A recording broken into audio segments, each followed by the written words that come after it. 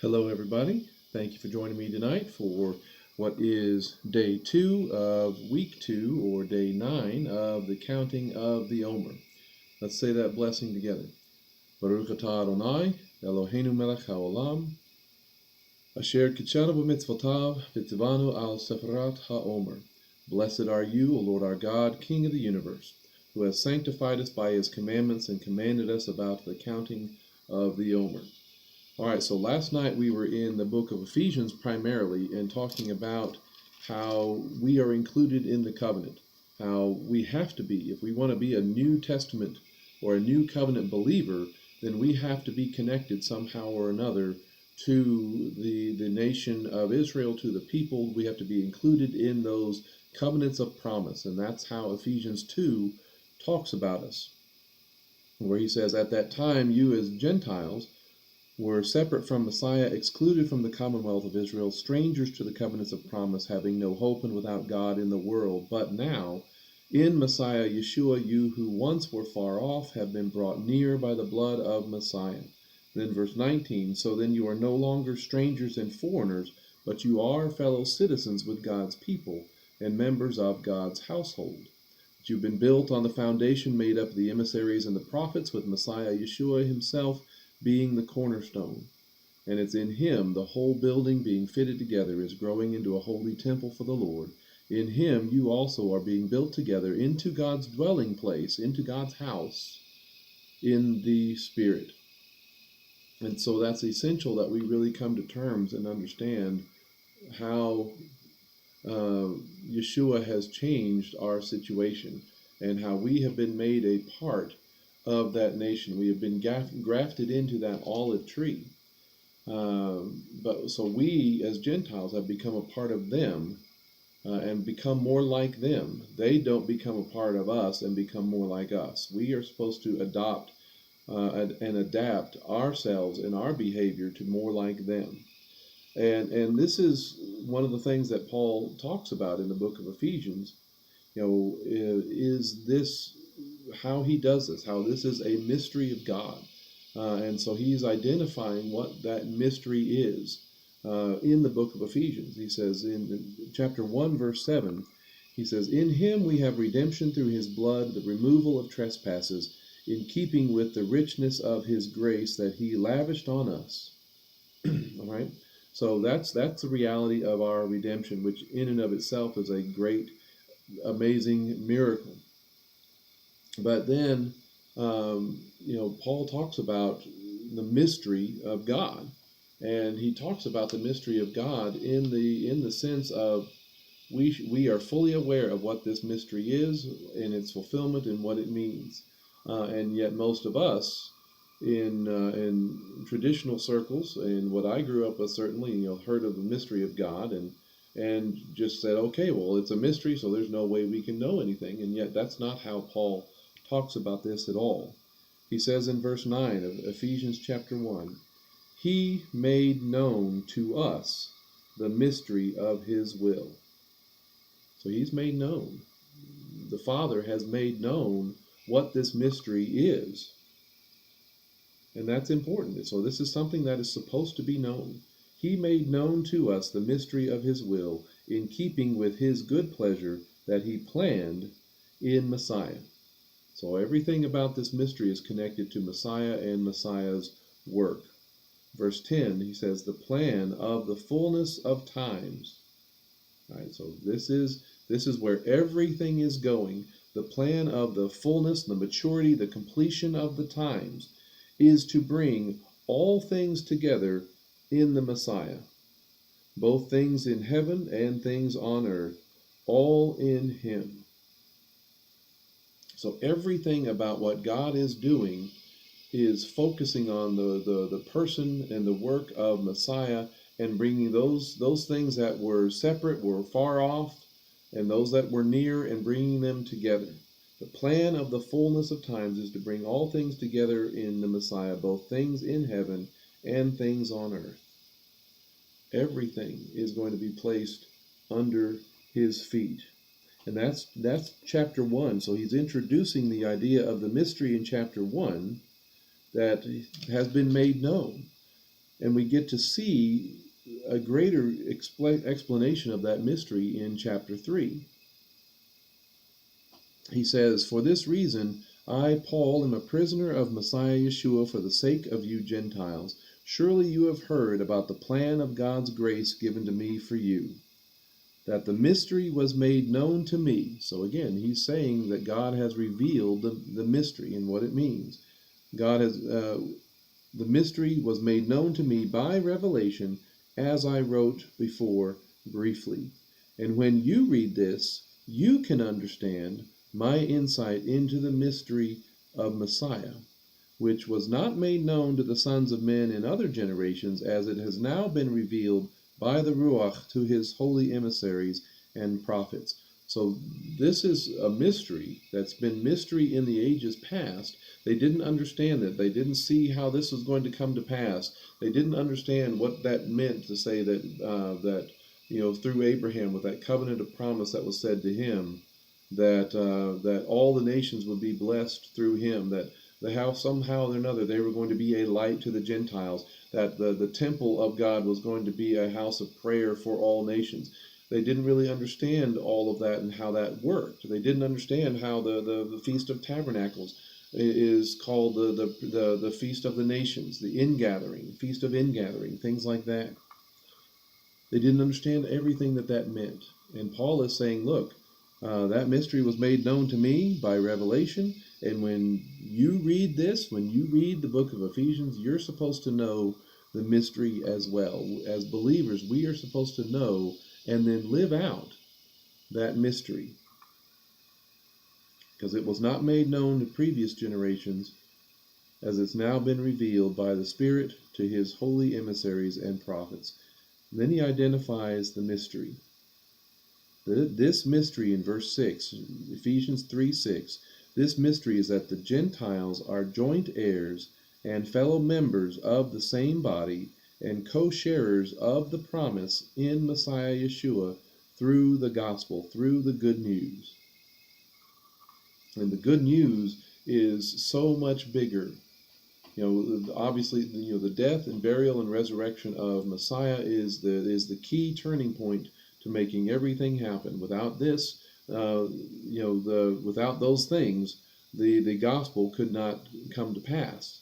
But the gospel is much bigger than just those elements of the death, burial, and resurrection of Messiah. The gospel is the whole larger story that God has been telling from the beginning, from ages past, not known in previous generations. That's how he said it in chapter 1. There's this plan of the fullness of times. It's been going on, since the very beginning. And it's the whole gospel is the gospel of the kingdom.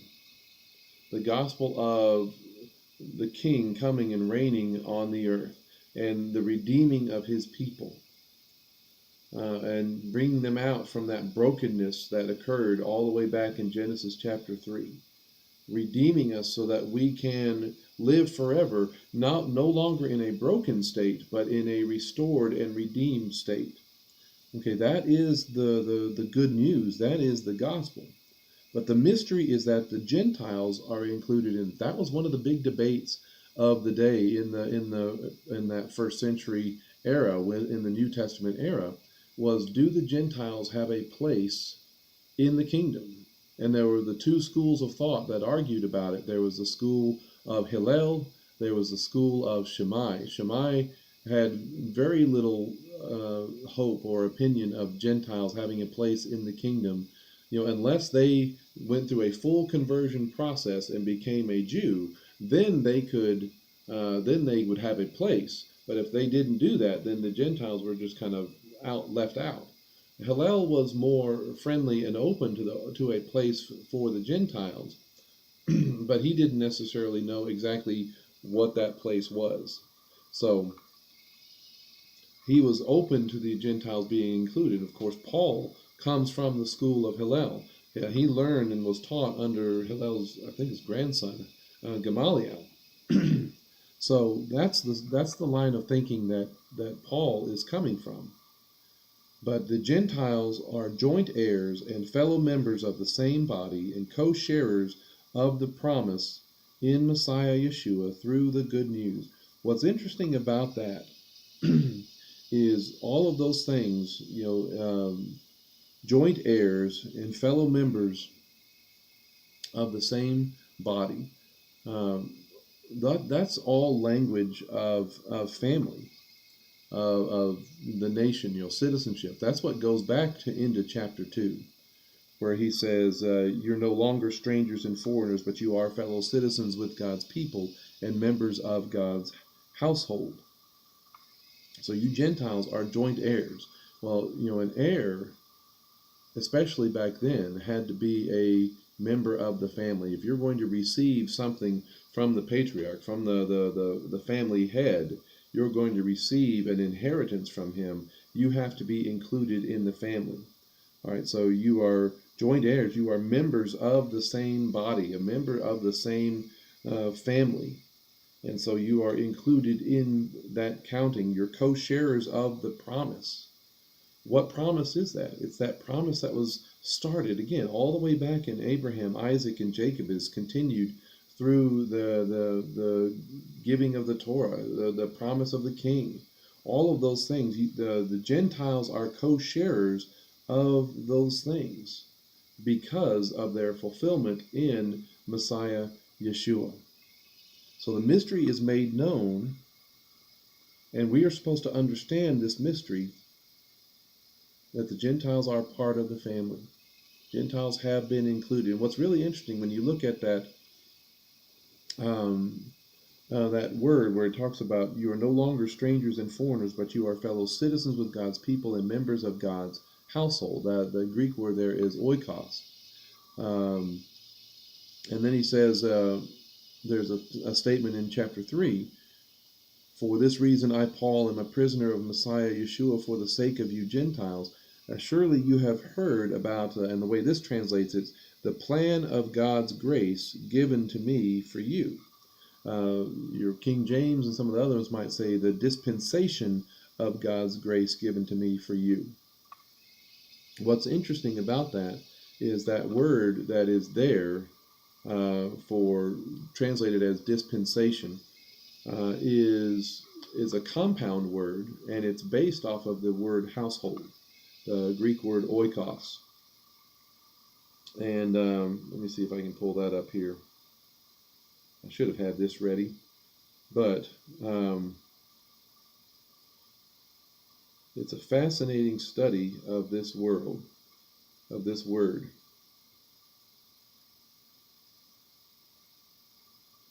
What is translated as dispensation is the word oiko, compound word, oiko, which again is house, and then nomia, which is the word for law. So the management, the way Strong's and everything defines it, is the management of a household or of household affairs, specifically the management or oversight, administration of others' property, or the office of a manager or overseer in stewardship. And then the idea of administration or dispensation. Not dispensation as in dispensationalism, but dispensation of the distribution of the property of the household. You have heard about the dispensation, the distribution of God's grace given to me for you. So it's a fascinating word. Again, it's about the distributing the assets of the grace of the king, where he is giving out his gifts to his subjects. But what's really interesting when you break that word down, when it's oikonomia, oikonomos, it basically means house law. That's the breakdown of what that means. A house, a law or rule producing a state approved by God. So the house law. We are members of God's household. And so then we are including in the distribution, in the dispensation of all of those things that the Father is distributing to his children. His grace is what is distributed to his children. But it's with that idea of with there being there is a law of the household. And of course, the firstborn receives the double portion, and the firstborn in all of this is Messiah. He is the firstborn of all creation, according to Colossians chapter 1. But so there is a house law, there is a way of life that the house is ordered and structured and administered in. And we as Gentiles are brought in to that house, to that way of life, to that order. And so then we have a place at the table, essentially. And so the father does not treat his natural born children differently than his adopted children. In fact, that's part of the legal system today, that you are not allowed to treat adopted children less than the natural born children. You can't have a set of rules for the natural children and a different set of rules for the adopted children. You have to be they have to be treated the same.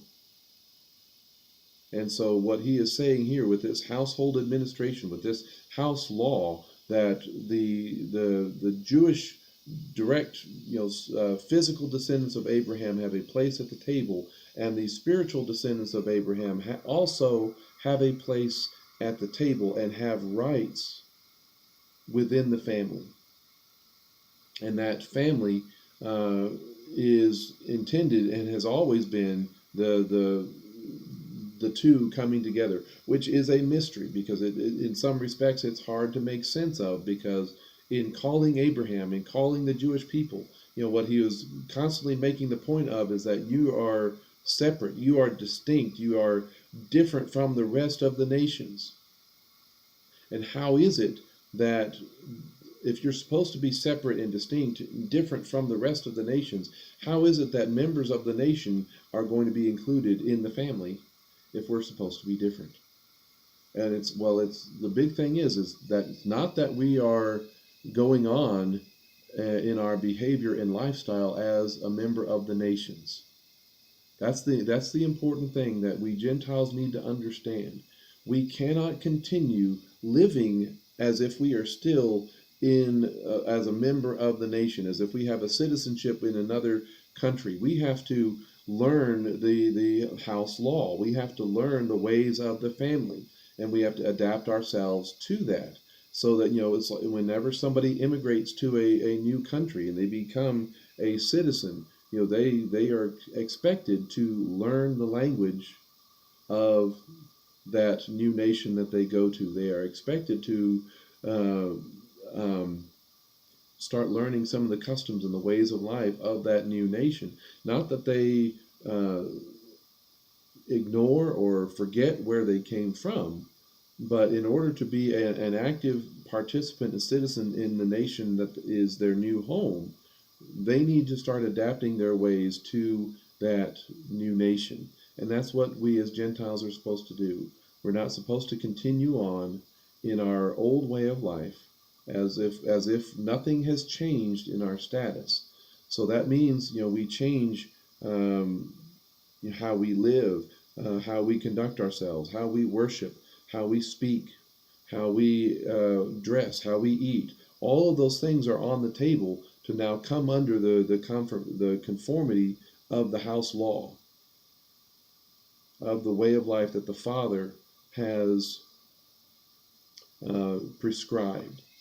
And so we as Gentiles need to adapt ourselves to that way of life.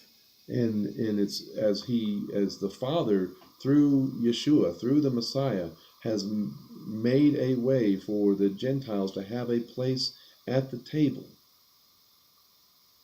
Then he distributes out, he dispenses his grace to his children, both the natural and the grafted in, the natural and the adopted. We both receive grace, and it has to happen in the same way for both, and that is through faith in Messiah Yeshua. Both Jew and Gentile come to faith, come to salvation, come to redemption through Messiah, Yeshua. Again, blessed be the God and Father of our Lord Yeshua the Messiah, who has blessed us with every spiritual blessing in the heavenly places in Messiah. It's in verse 7, it says, in him we have redemption. In Messiah, Yeshua, we have redemption through his blood, the removal of trespasses, in keeping with the richness of his grace that he lavished on us. That's the dispensation of his grace. And it's being distributed to both Jew and Gentile. That's the mystery that is being fulfilled. And in coming to be a part of that family, we as Gentiles start living as members of the family.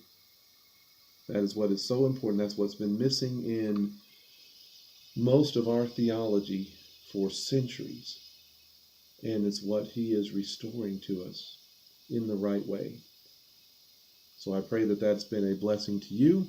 And I pray that as you continue in the counting of the Omer, that we're getting closer and closer to the Feast of Shavuot, that you will continue to see yourself as a member of God's household with a place at the table, and the way of life that the Father prescribes is now yours. May the Lord bless you and keep you and continue to grow you in his ways. In the name of Yeshua, amen.